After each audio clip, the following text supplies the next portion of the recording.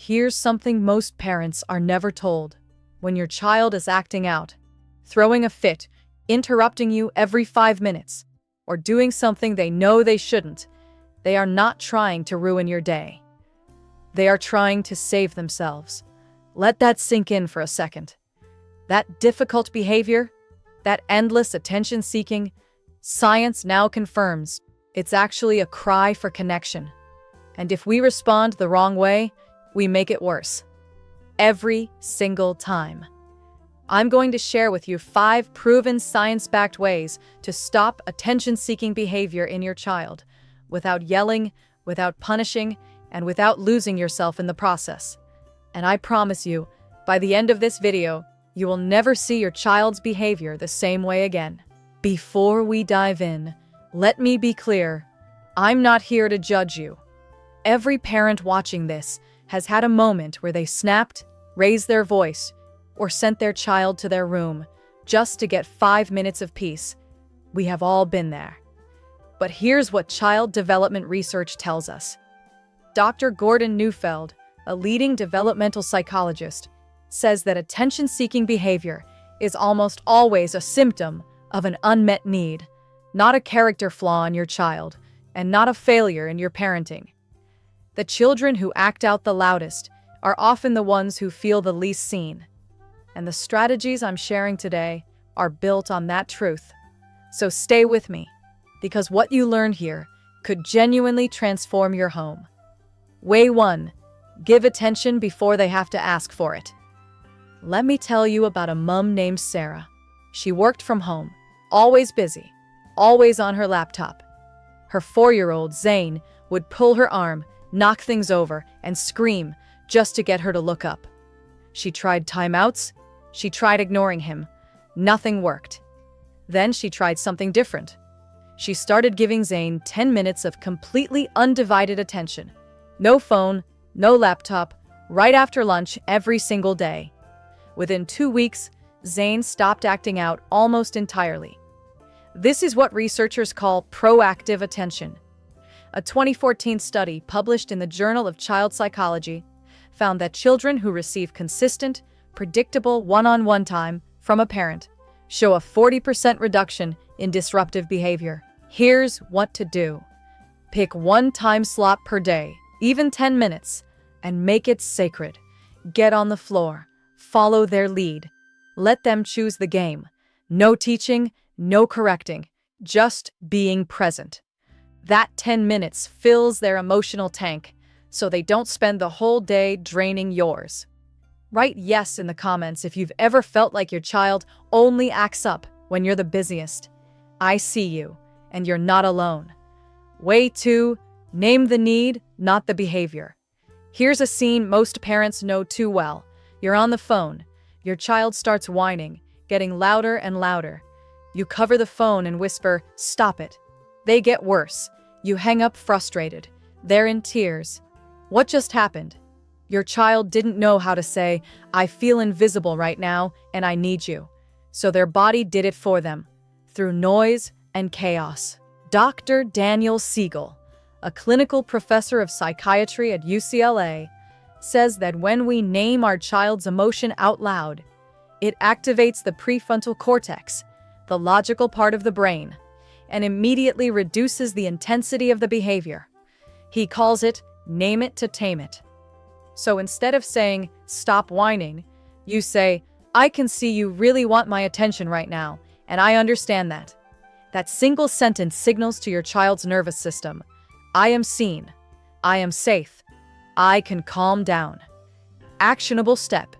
Next time your child acts out, pause, take a breath, say out loud what you think they're feeling. Watch what happens to their body. It is remarkable. We're only halfway through, and these next 3 strategies are where things get really powerful, especially number 4, which most parents have never even heard of. Keep watching. Way 3. Teach them how to ask for attention. Children are not born knowing how to regulate their emotions or communicate their needs.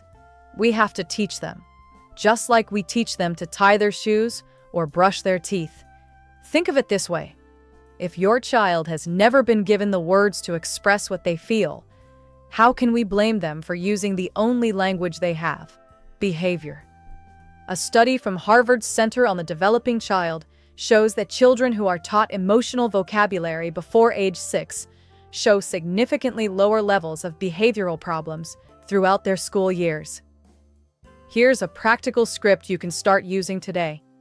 When your child is calm, not in the middle of a meltdown, sit down with them and say, "When you want my attention, you can tap my hand twice and say, 'Mama, I need you,' and I will always answer."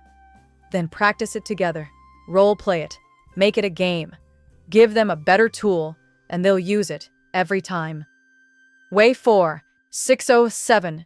Stop rewarding the behavior without realizing it. This one is the hardest truth in this video, and I need you to hear it with an open heart. Every time a child acts out and gets a response, even a negative one, they learn that this behavior works. Yelling at them is still attention. Punishing them is still attention. Even sighing loudly and looking at them teaches their brain, "I do this, and they look at me." Behavioral psychologist B.F. Skinner's research on reinforcement, later applied extensively in child development, shows that intermittent reinforcement, where a behavior is rewarded only sometimes, actually makes the behavior stronger, not weaker. This is exactly why ignoring doesn't work if you give in eventually. The strategy here is called planned ignoring combined with instant praise. You ignore the unwanted behavior completely. No eye contact, no sighs, no reaction.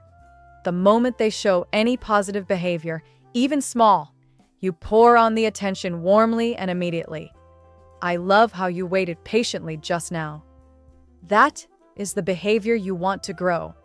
It feels counterintuitive, but it is one of the most evidence-based tools in child psychology. Way 5.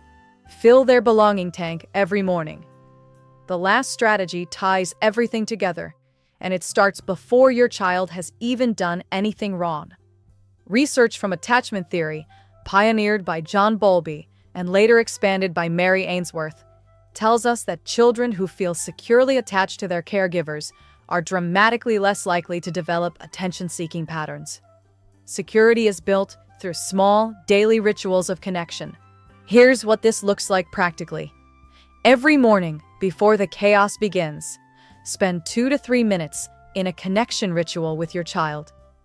It could be a special handshake, a morning hug while you name 3 things you love about them, or simply sitting together quietly with a cup of milk and a cup of coffee. No agenda, just warmth.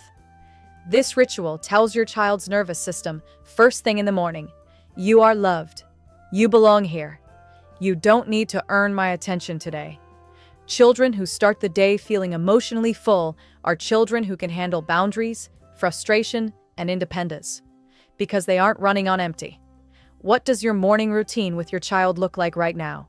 Tell me in the comments. I genuinely want to know. Let's bring it all together. So here's what we've covered today, and I want you to remember this.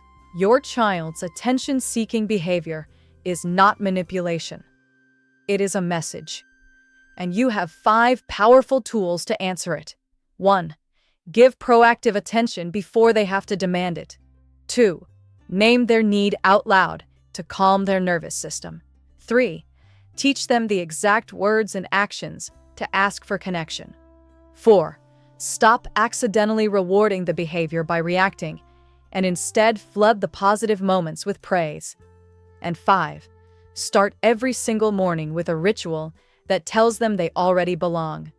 None of this requires perfection. It requires intention. And the fact that you watched this entire video tells me you already have that in abundance. Before you go, if this video gave you even one thing you can use today, do me a favor. Hit that like button right now. It genuinely helps this channel reach more parents who need this. And if you want to raise a child who is emotionally secure, confident, and connected, subscribe. Because every week, I bring you science-backed, heart-led parenting strategies that actually work in real life. One last thing. Tell me in the comments, which of these 5 strategies are you going to try first? Write it down. Because when you say it out loud, you're far more likely to do it. You are a good parent. You showed up today, and that matters more than you know.